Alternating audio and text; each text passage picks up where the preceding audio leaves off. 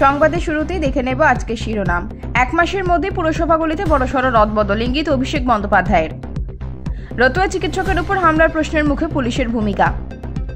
মুখ্যমন্ত্রী দফতরের আধিকারিক সেজে প্রতারণা, গ্রেপ্তার নিউ টাউনের বাসিন্দা। নকল পুলিশ সেজে ব্যবসায়ীকে অপহরণ, গ্রেপ্তার সিভিক সহ 8। এসএসসি পরীক্ষায় অভিজ্ঞতা 10 নম্বর নিয়ে প্রশ্ন, কমিশনের জবাব চাইল আদালত। বিস্তারিত খবরে যাওয়ার আগে ভিডিওটিতে একটি লাইক দিন এবং পরবর্তী আপডেট পাওয়ার জন্য চ্যানেলটিকে সাবস্ক্রাইব করে রাখুন। এখন বিস্তারিত খবর। তৃণমূল কংগ্রেসে ফের সাংগঠনিক পরিবর্তনের হাওয়া। একের পর এক সংগঠনের রদবদলের পর এবার নজর পুরসভাগুলির দিকে। বৃহস্পতিবার ঘনিষ্ঠ মহলে বড় বার্তা দিলেন তৃণমূল কংগ্রেসের সর্বভারতীয় সাধারণ সম্পাদক অভিষেক বন্দ্যোপাধ্যায়। তিনি স্পষ্ট করে জানিয়েছেন, দলের সাংগঠনিক রদবদল হতে চলেছে এবং পরিবর্তন হচ্ছে একমাত্র পারফরমেন্সের ভিত্তিতে। দলীয় সূত্রে জানা গিয়েছে, রাজ্যের বিভিন্ন পুরসভার কাজের মান ও তৃণমূল সংগঠনের কার্যকারিতা নিয়ে গত কয়েক মাস ধরে খতিয়ে দেখা হচ্ছে। কোথায় প্রশাসনিক সাফল্য এসেছে আর কোথায় জনসংযোগ ও তৃণমূলের স্তরে গাফিলতি হয়েছে, তার বিস্তারিত রিপোর্ট অভিষেক বন্দ্যোপাধ্যায়ের দফতরে জমা পড়েছে। সেই রিপোর্টের ভিত্তিতেই আগামী এক মাসের মধ্যে একাধিক পুরসভায় বড়সড় রদবদল হতে পারে বলে ঘনিষ্ঠ মহলে দাবি করেছেন অভিষেক বন্দ্যোপাধ্যায়। অভিষেক বন্দ্যোপাধ্যায় ঘনিষ্ঠ মহলে জানিয়েছেন, দলের অন্দরে কাজ না করা নেতাদের বিরুদ্ধে এবার কঠোর অবস্থান নিতে চলেছে তৃণমূল। যারা সংগঠনে থেকেও দলের লক্ষ্যে কাজ করেননি বা এলাকায় তৃণমূলের ভাবমূর্তি ক্ষুণ্ণ করেছেন, তাদের চিহ্নিতকরণ শুরু হয়েছে। দলনেত্রী মমতা বন্দ্যোপাধ্যায়ের নির্দেশে পারফরমেন্স রিভিউ প্রক্রিয়াটি এখন থেকে নিয়মিতভাবে চালু থাকবে বলেও ইঙ্গিত পাওয়া গিয়েছে। এর আগে বুধবারই তৃণমূল ছাত্র পরিষদের জেলা সভাপতিদের নাম ঘোষণা করা হয়েছে। ছাত্র সংগঠনের ক্ষেত্রেও অভিষেকের নির্দেশ ছিল যোগ্যতা, কর্মদক্ষতা, তৃণমূল স্তরে কাজের অভিজ্ঞতাকে প্রাধান্য দেওয়া। এবার সেই একই নীতি পুরসভাগুলিতেও প্রয়োগ করা হবে। বহু ক্ষেত্রে দলীয় অন্তর্দ্বন্দ্ব, দলীয় নেতাদের আর টপকা মন্তব্য, পরস্পরের মধ্যে কথা কাটাকাটি দলের ভাবমূর্তিকে নষ্ট করছে। সেক্ষেত্রে দল কড়া অবস্থান নেবে। রাজনৈতিক মহলের মতে 2026 সালের বিধানসভা নির্বাচনকে সামনে রেখে তৃণমূল কংগ্রেসে এই সাংগঠনিক পুনর্গঠন শুরু হয়েছে। সাম্প্রতিক নির্বাচনগুলিতে ফলাফল এবং গ্রামীণ ভোটে দলীয় অবস্থান ধরে রাখতে এখনই শৃঙ্খলা ফেরাতে চাইছে শীর্ষ নেতৃত্ব। মাস দুয়েক আগে রোগী সেজে বাড়িতে ঢুকে গ্রামীণ চিকিৎসকের উপর হামলা চালিয়েছিলেন 4 দুষ্কৃতী। যদিও তারা ডাকাতির উদ্দেশ্যে আসেনি, বাড়ি থেকে কিছু খোয়াও যায়নি। গোটা ঘটনা বাড়িতে তালা লাগানো সিসিটিভি ক্যামেরায় ধরা পড়েছিল। সেই ঘটনায় প্রতিবেশী একটি পরিবারের উপর সন্দেহ হয়েছিল তার চিকিৎসকের। তিনি স্থানীয় পুলিশ ফাঁড়িতে অভিযোগ দায়ের করেছিলেন। তদন্তে নেমে পুলিশ সিসিটিভির হার্ড ডিস্ক খুলে নিয়ে যায়, কিন্তু এখনো পর্যন্ত পুলিশ দুষ্কৃতীদের চিহ্নিতই করতে পারেনি। পুলিশের ভূমিকায় হতাশ ওই গ্রামীণ চিকিৎসক ও তার পরিবারের সবাই আবারও প্রাণঘাতী হামলার আশঙ্কা করছেন। চিকিৎসকের অভিযোগ, তদন্তের অগ্রগতি জানতে তিনি পুলিশ ফাঁড়িতে গেলে তাকে উল্টে হুমকি দিচ্ছেন তদন্তকারী আধিকারিক। শেষ পর্যন্ত তিনি গোটা ঘটনা জানিয়ে জেলার পুলিশ কর্তাদের দ্বারস্থ হয়েছেন। যদিও পুলিশের তরফে জানানো হয়েছে ঘটনা তদন্ত চলছে, দুষ্কৃতীদের চিহ্নিত করার চেষ্টা জারি হয়েছে। তবে এই ঘটনায় পুলিশের ভূমিকায় আক্রান্তদের প্রশ্ন, তবে কি সর্ষের মধ্যেই ভূত? ওই গ্রামীণ চিকিৎসকের নাম তারিক আনোয়ার, বাড়ি রতুয়া 1 নম্বর ব্লকের চাঁদমণি 2 নম্বর গ্রাম পঞ্চায়েতের বিকলপুর গ্রামে। ঘটনাটি ঘটেছিল গত 16ই আগস্ট। সেদিন রাত 10টা নাগাদ রোগী সেজে 4 অপরিচিত যুবক তারিক সাহেবের বাড়ির নিচে থাকা চেম্বারে ঢুকে পড়ে। তিনি চিকিৎসা শুরু করেন। অভিযোগ, হঠাৎ এক যুবক তার দিকে পিস্তল তাক করে তাকে খুনের হুমকি দিতে শুরু করে। একজন চেম্বারের শাটার নামিয়ে দেয়। তারিক সাহেবও আত্মরক্ষায় দুষ্কৃতীদের সঙ্গে ধস্তাধস্তি শুরু করে দেন। চিৎকার চেঁচামেচি শুনে বাড়ির ভিতর থেকে ছুটে আসেন তার স্ত্রী মুসলেমা খাতুন। এক দুষ্কৃতীকে তারা ধরেও ফেলেন, কিন্তু ধারালো অস্ত্রের সামনে তাকে ছেড়ে দিতে বাধ্য হন।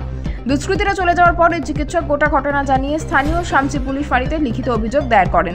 তদন্তের স্বার্থে পুলিশ সিসিটিভির হার্ড ডিস্কও খুলে নিয়ে যায়, কিন্তু দুষ্কৃতীদের গ্রেপ্তার করা তো দূরের কথা, এখনো পর্যন্ত তাদের চিহ্নই করতে পারেননি পুলিশ। তারিক সাহেব বলেন, ওই ঘটনার আগে আমার প্রতিবেশী জিয়াউল তার গরু ছাগল আমার খেতে ছেড়ে দেয়। ওর গরু আমার ক্ষেতের ফসল খেয়ে নেয়। আমি ওদের বাড়ি গিয়ে গরু বাঁধার কথা বলতেই ওরা আমাকে গালিগালাজ শুরু করে, প্রাণনাশের হুমকিও দেয়। এর কয়েকদিন পরেই ওই ঘটনা ঘটে বলে তিনি জানান। তার প্রশ্ন, একজন পুলিশ অফিসার যদি এমন কথা বলেন তাহলে সাধারণ মানুষের নিরাপত্তা কোথায়? আনসারি সাহেব আবার এইসব কথা কাউকে জানাতে বারণ করেছেন। আমি গোটা ঘটনা জানিয়ে পুলিশ সুপার, এসডিপিও থানার আইসিকে অভিযোগ জানিয়েছি। তাদের বলেছি এই ঘটনার সঙ্গে শামসুদ্দিন আনসারি নিজেই জড়িত, তার বিরুদ্ধে যেন তদন্ত সাপেক্ষ ব্যবস্থা করা হয়। এই পরিস্থিতিতে আমাদের নিরাপত্তাহীনতায় ভুগছি। সন্ধ্যের সময় গেট বন্ধ করে বাড়ির ভিতরে থাকতে বাধ্য হচ্ছি। বিষয়টি নিয়ে চাঁচল মহকুমা পুলিশ আধিকারিক সোমনাথ সাহা বলেন, তারিক আনোয়ারের সঙ্গে তার প্রতিবেশী জিয়াউল হকের দীর্ঘদিনের বিবাদ রয়েছে। ওই ঘটনা নিয়ে তদন্ত জারি রয়েছে। সিসিটিভির ফুটেজ খতিয়ে দেখে দুষ্কৃতীদের চিহ্নিত করার চেষ্টা চলছে। এই ঘটনার সঙ্গে যারাই যুক্ত থাকুক প্রত্যেককে দ্রুত গ্রেপ্তার করা হবে। তবে শামসি ফাঁড়ির পুলিশ অফিসারের বিষয়ে এসডিপিও কোনো মন্তব্য করতে চাননি। বিধায়ক, সাংসদ বা মন্ত্রী নয়, একেবারে মুখ্যমন্ত্রী মমতা বন্দ্যোপাধ্যায়ের নাম ব্যবহার করে প্রতারণা করার অভিযোগ উঠল। এই ঘটনায় বছর 49-এর এক ব্যক্তিকে গ্রেপ্তার করেছে কলকাতা পুলিশ। ধৃতের নাম সৌরভ চট্টোপাধ্যায়।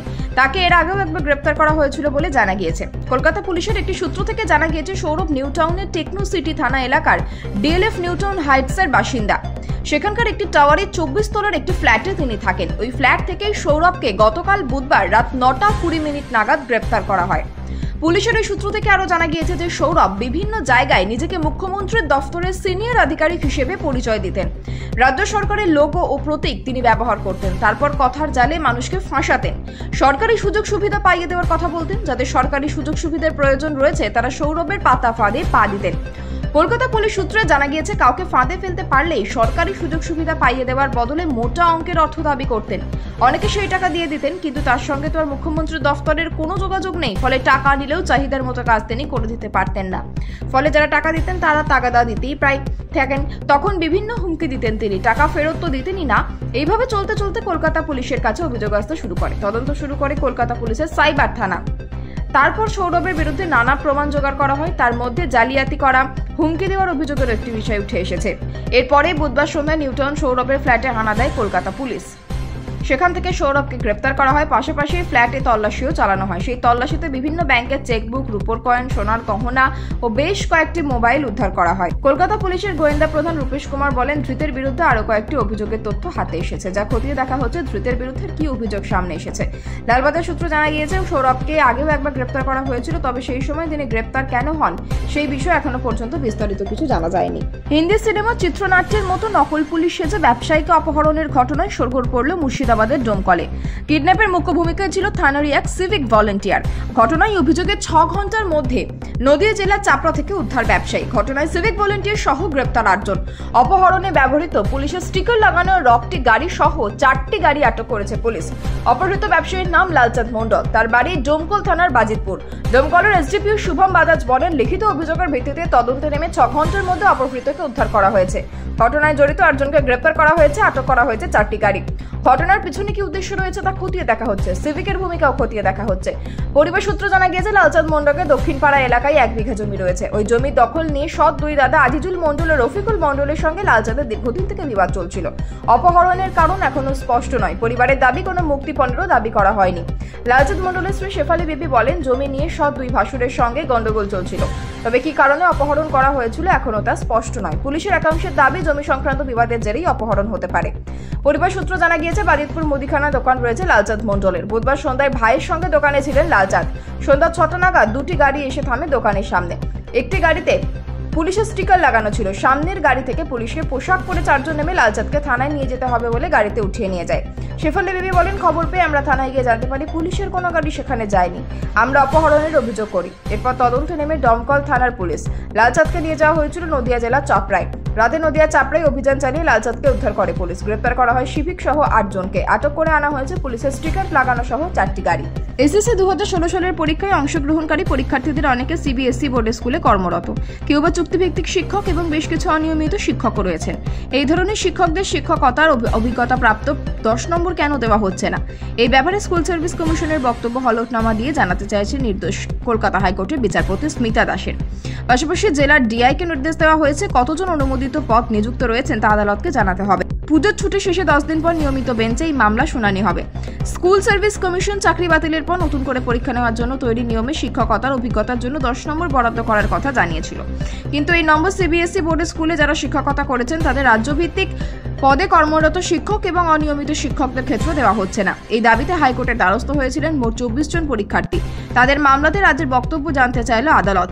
এদিন মামলা শুনানিতে মামলাকারীদের পক্ষে আইনজীবী সুদীপ্ত দাশগুপ্ত বলেন, মামলাকারীরা কেউ পার্ট টাইম টিচার, কেউ কন্ট্রাকচুয়াল টিচার। একজনের কাজের অভিজ্ঞতা রয়েছে 12 বছরের।